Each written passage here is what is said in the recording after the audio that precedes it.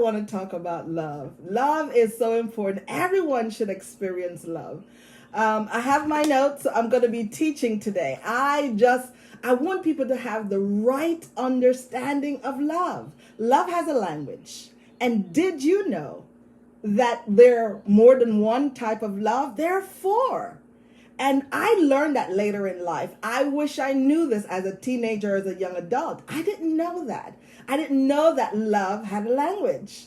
And I'm so glad I learned it now. I tell you, I think my choices and things that I did in my early years would have been different had I known that there were languages to love and I learned them. So I'm going to dive right in right now. Joyce, I want you to tell me, do you know what the four love languages are? Let me know. Type it in there. And anyone joining, if you know somebody that need to learn about love, somebody that need to know the language of love, put me on pause and send this over to them. Share it, like and share it so they can join us. So like I said, I have my notes. So I want to teach today because it's important. And when I learned about the four languages of love, I think this was in a session at was in a counseling session that I was in back in 2014, and I learned it.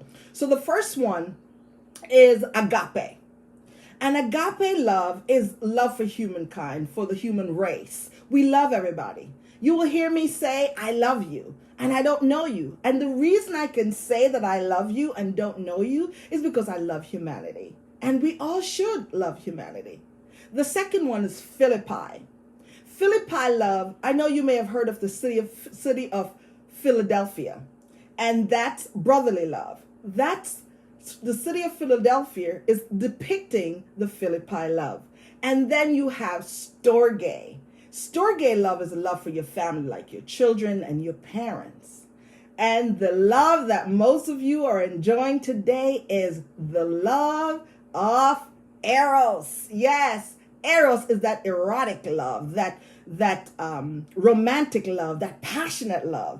And I think everybody should experience Eros at some point in time in their life. It is so important because Tina Turner sung this song. You may know it, and if you don't know it, look it up on YouTube. What love got to do with it? And she did a phenomenal job with that song. But you know something? I love that song, and I danced to that song. But at the end of the day, when I really look over that song, it's more than an emotion. It is an emotion, yes, but it's not just an emotion. It's deeper and bigger than that. And we have got to make sure that we learn the languages of love. So while you wait, learn to love. Understand that when you say you love ice cream, you love your pet, you love your kids, there's a different kind of love. And now that you know, hopefully you will go forward and use love in the right way. Because for those of us who speak English, or English is our first language, we use love so loosely. We love everything. But know that today there are four types of love. You have Philippi, Storge, agape, and Eros. And it's important that you know which love you're talking about when you tell someone that you love them. Now I'm going to move into the 5 love languages. You might have heard about them. And I learned about this when my marriage was falling apart. I wish I knew this when I was dating. So the 5 I can't talk. The 5 love languages is a book by Gary Chapman. And I talked about this book in a video I did some time ago, How You Wait in a Relationship. And it's so important that you know your language of love. Let me ask you a question. If you were going to China or Italy, wouldn't you want to learn the language?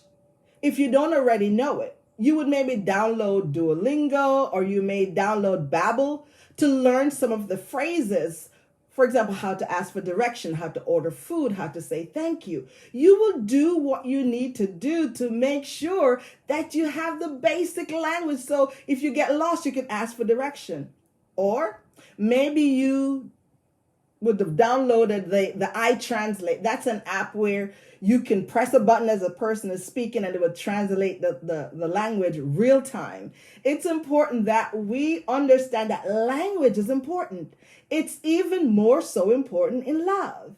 If you don't know the language that you receive love in, it's going to be hard for that person when they come into your life.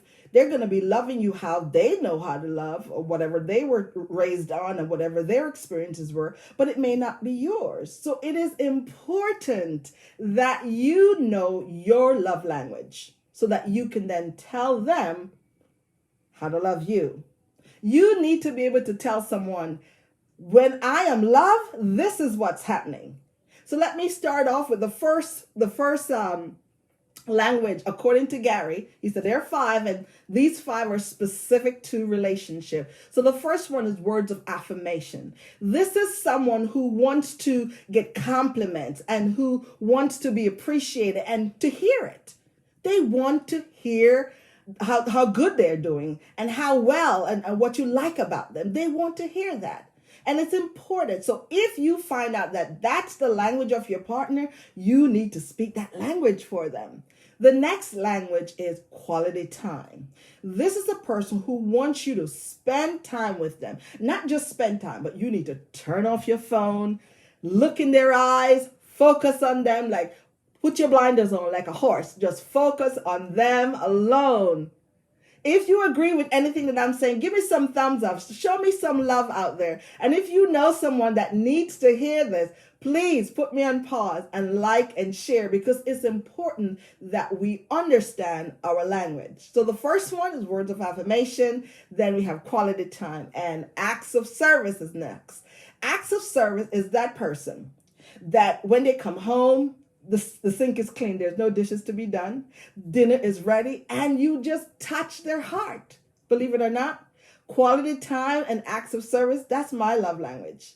And overall, we all have parts of each one of these love languages. But the dominant ones are the ones that if we don't get it, we feel a way that we're not being loved. So then the next one is physical touch. Most men like physical touch. That's their top love language, and maybe words of affirmation. A quick story. When my sons were younger, Johnny and Matthew, when they were younger, I could fist bump Matthew and say, hey, I love you, and we're good. We're good to go.